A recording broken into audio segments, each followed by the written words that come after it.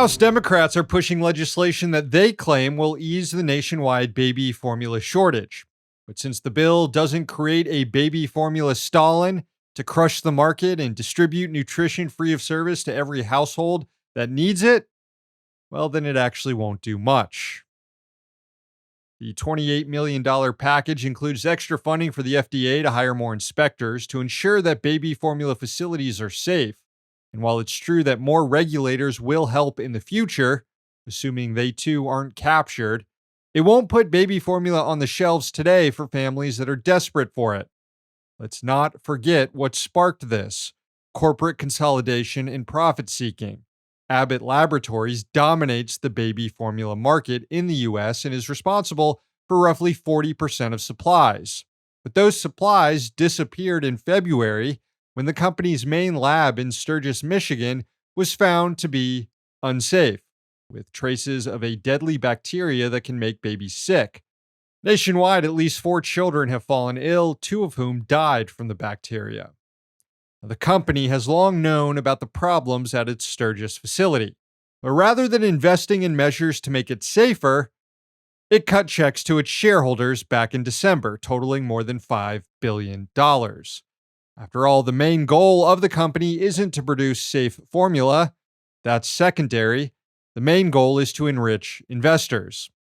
The lab in Sturgis is now closed. It likely won't reopen for as many as 6 weeks. There are only 3 other companies that produce baby formula in the US, but they haven't been able to make up for the massive gap in supply. The shortage has hit the poor and working class the hardest. Some states are seeing as much as a 50% decline in supplies of formula. Families that can afford to do so are hoarding, leaving those who can't afford it unable to find any.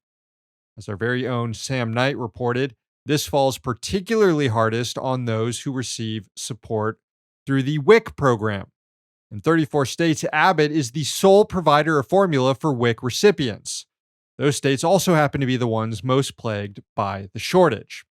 The Biden administration has for days now been considering invoking the Defense Production Act to force companies to ramp up production of baby formula in the U.S., which would have been a necessary step months ago had the White House anticipated this crisis, as it should have when the Abbott facility was closed 3 months ago. Over the weekend, Transportation Secretary Pete Buttigieg correctly diagnosed the cause of the baby formula shortage, though he did so by accident. We are here because a company was not able to guarantee that its plant was safe, and that plant has shut down. But that is the federal government's job as regulators to help ensure as safety regulators, of the yes, plant. but let's be very clear. This is a capitalist country. The government does not make baby formula, nor should it.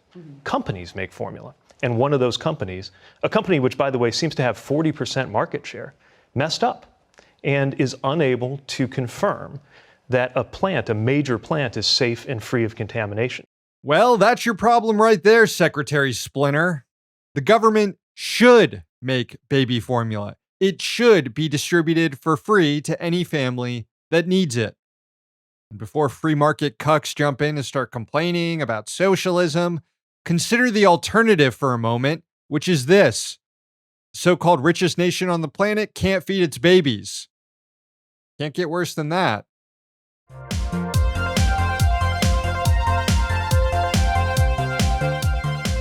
Next month, the World Trade Organization will meet to vote on a proposal to temporarily waive IP protections on COVID vaccines in order to ease the sharing of COVID treatments with the developing world.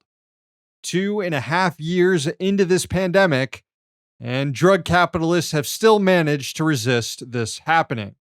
Last year, the United States said it would support a measure, but it hasn't prodded other allies in the West that still oppose the initiative on the basis that it would cut into the profits of pharmaceutical companies that wield tremendous political influence.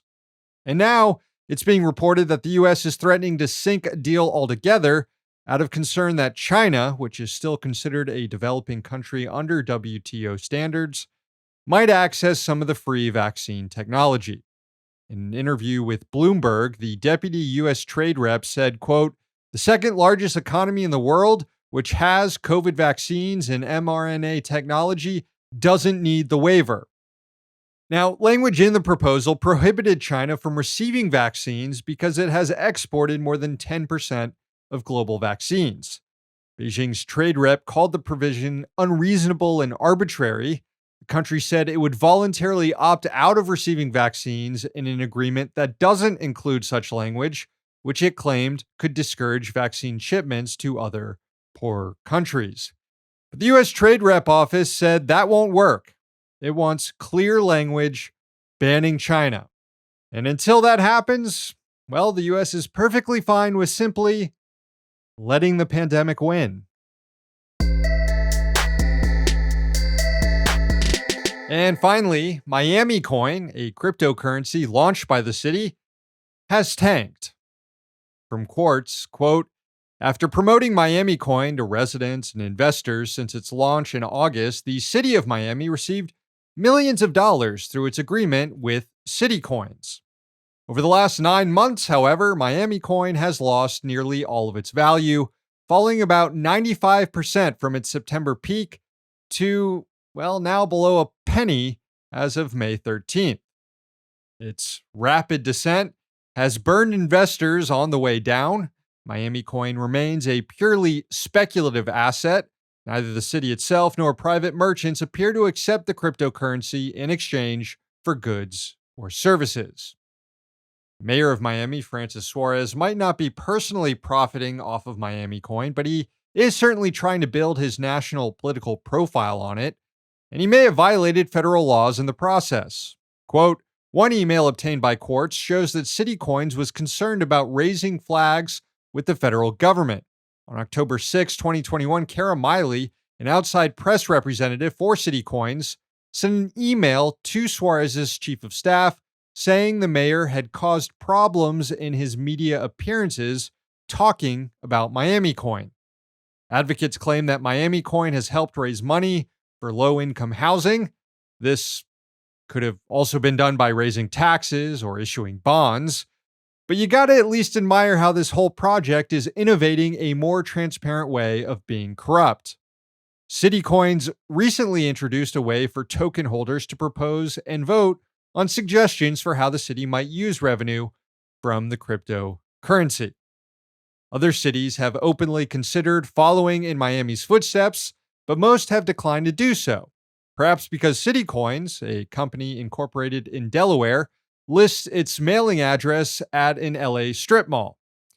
Here's what it looks like, according to Google Maps. Looks like a good place to get keys cut.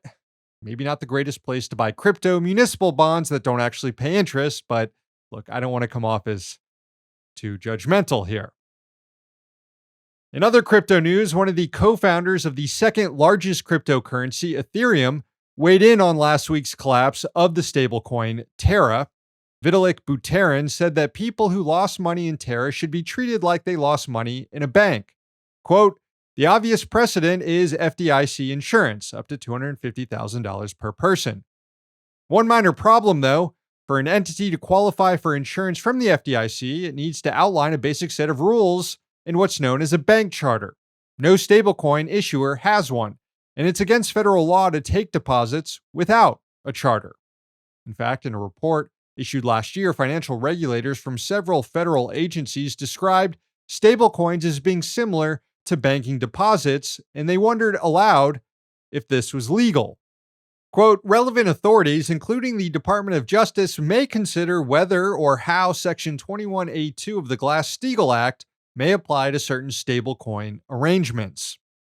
In other words, it's a perfect representation of the cryptocurrency industry. One sketchy venture collapses, and the founder of a bigger one accidentally suggests that the market propping up the whole industry could be illegal. But despite problems with crypto right now, don't expect the industry's influence to go anywhere anytime soon. This week, the Revolving Door Project reported that Michael Barr, the man that President Biden nominated to be the top regulator at the Federal Reserve, has investments in over 80 financial technology companies, and those include several crypto firms. And on Tuesday, CNBC reported that top players in crypto have made $30 million in political campaign contributions this election cycle. Though it looks like they burned half of it on a single bozo who lost a Democratic primary in Oregon last night. Either way, if crypto crashes all the way to zero, then expect these grifters to get another opportunity to pump up a bubble and lose people tons of money. It's what you'd expect with all the influence they've bought. You got to give them some credit, though. With politicians and regulators in their pocket and trillions of dollars behind their scams, they're getting crypto to compete with Wall Street. Hey, thanks for watching. Hit the subscribe button so you don't miss any of our new videos. Also, if you want to see Means Morning News in its complete form, not just the clips we post here, head on over to Means TV and get access to all our new episodes and our entire backlog, plus tons of other great movies and original TV shows.